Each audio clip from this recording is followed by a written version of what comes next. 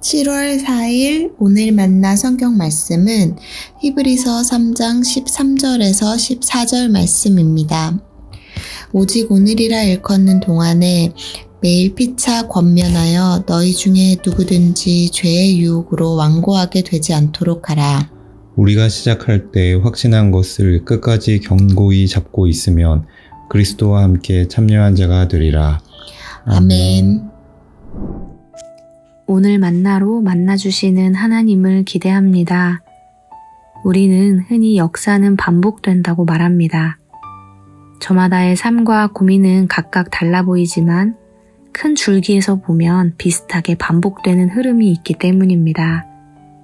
오늘 우리가 함께 읽은 히브리서 3장도 마찬가지인데요. 히브리서 기자는 현실의 문제와 고난으로 인해 고민하고 있는 사람들에게 출애굽 시대 이스라엘 백성들의 이야기를 들려줍니다. 히브리서 3장 8절 9절 말씀인데요.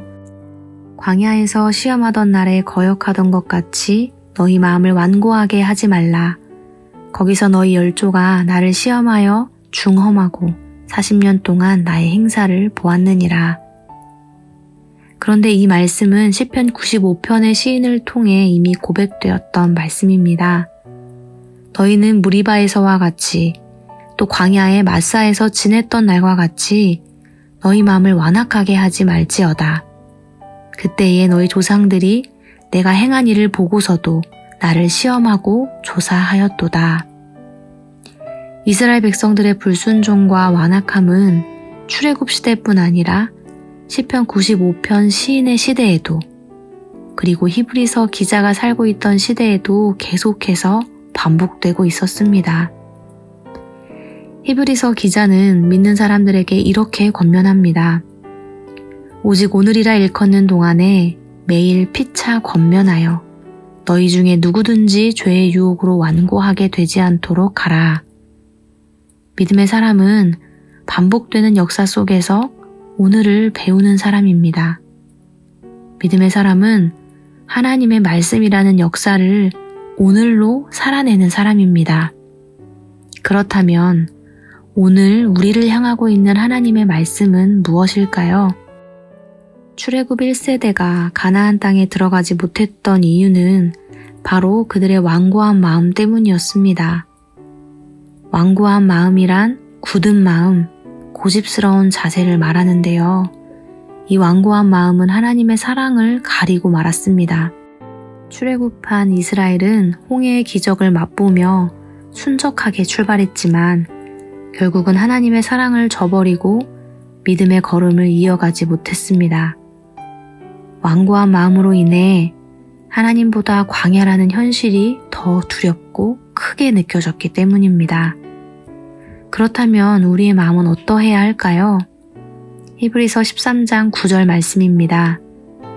마음은 은혜로서 굳게 함이 아름답고. 우리가 굳게 해야 할 것은 내 주장이나 고집이 아니라 하나님의 은혜입니다. 그리스도인들의 삶은 새로운 출애굽 사건입니다. 하나님의 은혜로 말미암아 시작된 새로운 걸음은 마지막까지 끝까지 계속되어야 할 것입니다. 우리가 시작할 때에 확신한 것을 끝까지 견고히 잡고 있으면 그리스도와 함께 참여한 자가 되리라. 아멘. 반복되는 역사 속에서 하나님의 마음과 뜻을 깨닫길 소망합니다. 홍해바다를 건너게 하시고 구름 기둥과 불 기둥으로 지키시며 광야길에서 동행하시는 하나님의 사랑이 오늘의 은혜로 경험되길 소망합니다. 기도하겠습니다. 오늘이라는 하루를 선물해 주신 하나님, 역사를 통해 말씀을 통해 하나님의 마음과 뜻을 깨닫길 소망합니다. 어리석은 역사를 반복하는 삶이 아니라 완고한 마음이 아니라 은혜 안에 굳게 세워진 인생 되길 간절히 기도합니다. 광야보다 크신 하나님을 의지하는 하루 되게 하옵소서. 예수님의 이름으로 기도합니다. 아멘. 이제 두 가지의 기도 제목으로 기도하겠습니다. 첫째로 죄와 사망의 권세로부터 벗어나 새로운 걸음을 걷게 하신 하나님의 은혜에 감사합니다. 끝까지 견고히 하나님 손에 붙들려 살아가게 하옵소서. 둘째로, 이 세상에는 완고함이 가득하지만 역사를 이끌어 가시는 하나님, 열방을 다스리시는 하나님을 의지하며 살아가게 하옵소서. 이 기도 제목으로 기도하신 후에 개인의 기도 이어가겠습니다.